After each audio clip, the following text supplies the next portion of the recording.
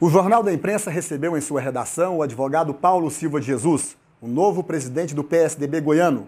Paulinho de Jesus, como é carinhosamente chamado pelos seus muitos amigos, é um veterano combatente das lutas democráticas de Goiás.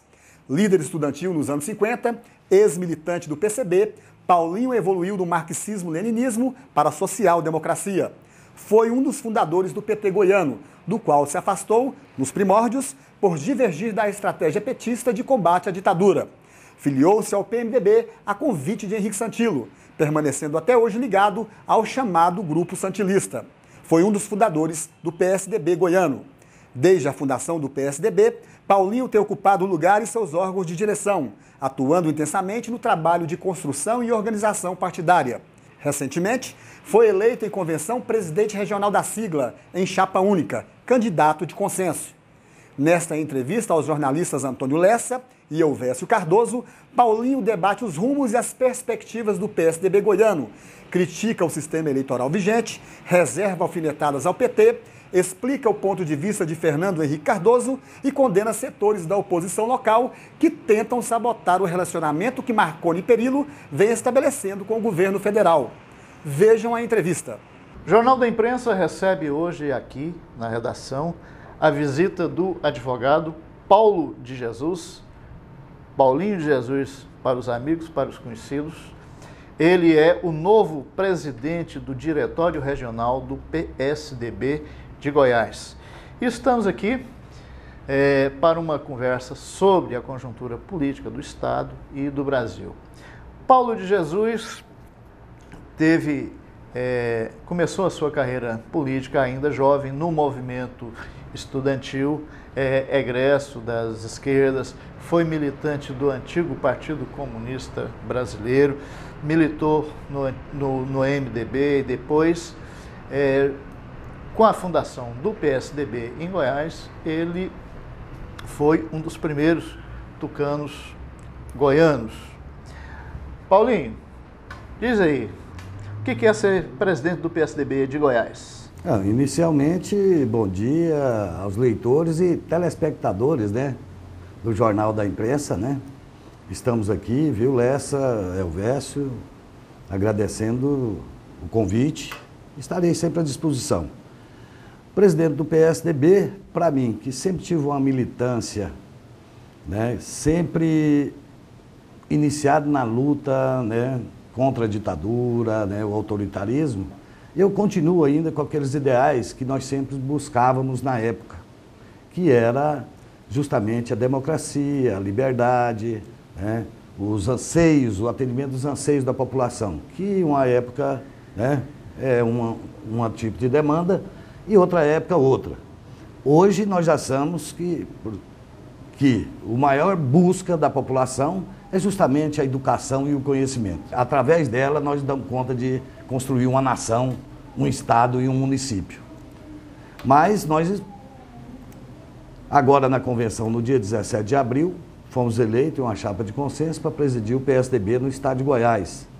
E nós temos esse prazer porque o conhecemos profundamente, conhecemos o partido, viemos para ele, ajudamos a fundar pelos propósitos do PSDB, que nasceu contra o autoritarismo e hoje a sua luta é para o desenvolvimento, é para o bem-estar do povo goiano e do povo brasileiro.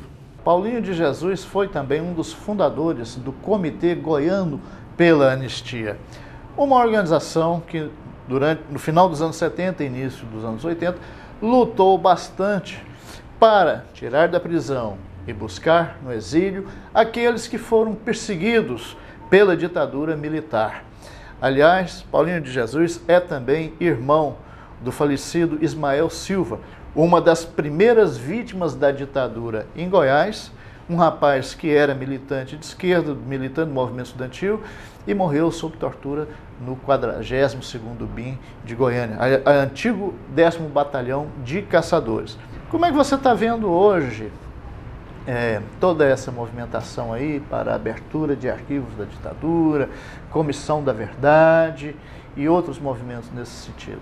Primeiramente, valeu a pena a nossa luta antiga. Valeu a pena a luta de Ismael e de outros companheiros, que ou foram exilados, torturados e mortos, desaparecidos, como tem o Marco Antônio, né, que até hoje, né, ninguém sabe do seu paradeiro. Valeu a luta porque, mesmo a nossa democracia, ainda sendo jovem, ela está se solidificando. Valeu a pena a luta e isso é muito importante.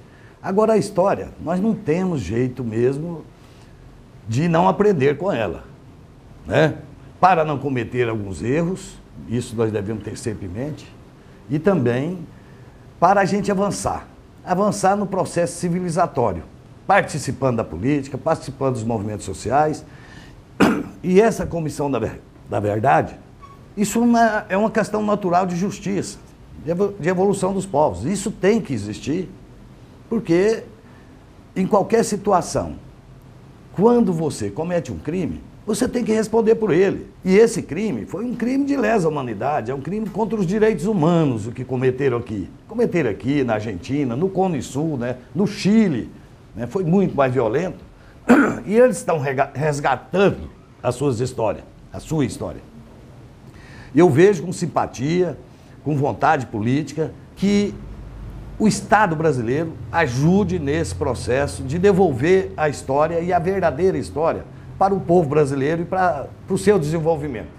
É possível fazer uma comissão desse tipo aqui em Goiás, já que aqui no estado de Goiás também o governo estadual, em determinada época, também praticou muitas barbaridades, muitas perseguições. O governador Marconi Perillo, quer dizer, anteriormente havia criado uma comissão para indenizar, reparar pessoas que foram perseguidas pelo governo estadual na época da ditadura.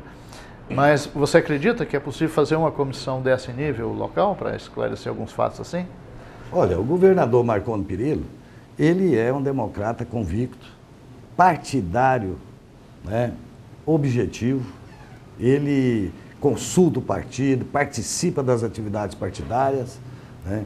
Então, eu não vejo necessidade administrativa, burocrática de se estabelecer, mas sim que esse processo organizado, né, esse processo, essa comissão da verdade, que tem ramificações no Brasil inteiro, porque naquele período o Brasil inteiro sofreu essas perseguições. Não foram as pessoas, foi a memória brasileira, foi a história brasileira. Então foi no Brasil inteiro, já que o regime foi muito violento, né? Violento em determinados momentos oportunista, né? Como tem sempre nessas questões autoritárias, onde os seus dirigentes, né, seus partidários, de uma maneira para perseguição local, de políticos locais, ou então misturando o patrimônio público com o privado, que mesmo na democracia ainda acontece, mas que nós, a população, os partidos políticos, a sociedade civil tem que estar permanentemente em alerta contra esses desvios, para aprimorar a democracia brasileira. Então tem que ser transparente, límpida, né, a atividade do político, do governo, para que possa atender, porque quando você fala nação, né, tem político que fala assim, não, porque eu estou a serviço da nação. Não, a serviço da nação é atender o povo também, porque a nação é território e povo. Paulo, o exemplo da minha pergunta está no seu passado, né, na sua juventude e na sua luta e de seus companheiros. Qual a diferença da juventude do seu tempo com essa juventude de agora? Ou foi o Brasil que mudou demais, não precisa mais da juventude? O mundo inteiro, as nações, o Estado e qualquer município precisa da juventude. A juventude que é correia de transmissão, né, dos anseios populares e do avanço tecnológico, do avanço da comunicação, da democracia. A juventude é isso tudo. Então não há que se falar, né? A juventude é que move realmente, né, o desenvolvimento de qualquer nação. Agora, a diferença que existia foi um momento histórico em que nós, na época, que tínhamos mais níveis de informação, a participação política, então nasceu, né, dentro dessa juventude, e como ela é mais vigorosa, né, ela tem mais tempo ideológico, né, e formação ideológica, ela foi para a luta. para puxar, para ajudar a puxar e devolver ao Brasil a democracia. Então a diferença foi questão de momento histórico. Hoje a juventude tem outros objetivos, outro nível de pensamento e de entendimento do que seria, para que a democracia. Hoje a democracia é para nível de informação, é para o conhecimento, é para ter um emprego, né? É para viver bem. É isso que existe o Estado, existe os políticos. E continua sendo a juventude o motor, né, de desenvolvimento do avanço social. Na nossa conversa preliminar, antes desta entrevista, ficou evidenciado e muito forte para nós a sua preocupação com relação à participação da juventude no processo político, não só regional como nacional. Daí a importância que você dá na sua visão histórica da vinda, ou da ida, ou da integração do jovem nesse processo. Lessa, a minha ascensão à presidência do PSDB estadual, daqui de Goiás, tem dois objetivos. Um, mais ou menos cartorial, burocrático, que é a organização partidária. Fornecer dados, conhecimento para a ação dos nossos parlamentares, dos nossos vereadores, do nosso prefeito, sustentar o governo do estado de Goiás, que nós ganhamos, que o partido teve importância muito grande, o governo Marconi Perillo, né, que segue essas propostas nossas da social-democracia e tem essa visão, né, que o partido tem e quer. Então, uma é esse trabalho, né? O outro trabalho, nós vamos agir permanentemente em contato com a sociedade, principalmente, né, trazendo a juventude para participar desse processo. E todos os outros segmentos, né, os outros estamentos sociais, que nós temos muito, tem o PSDB Mulher, nós temos a juventude do PSDB, foi fundado agora, né, o Secretariado do Negro e das Etnias, né, o Tucanafro, né, que quem comanda lá é o professor Norton Chapadense, que nós estamos também. Quer dizer, esses anseios nós vamos canalizar para dentro do partido e fazer essa transmissão desses anseios individuais para a sociedade. Mas a juventude é que é o nosso maior foco, porque entendemos que a juventude, né, é permanentemente, né, quer dizer, é como no movimento estudantil. A juventude é composta de elementos passageiros para outra etapa, mas ela é permanente, né?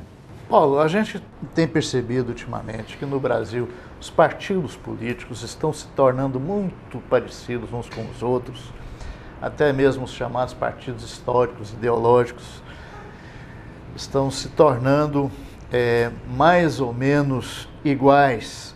A gente percebe que os partidos brasileiros estão perdendo a relevância, estão deixando de ser movimentos de opinião pública para serem apenas fatores jurídicos para permitir a reeleição de pessoas que disputam mandato. E, aliás, dentro dos próprios partidos, as pessoas que têm o mandato eletivo é que acabam tendo voz ativa.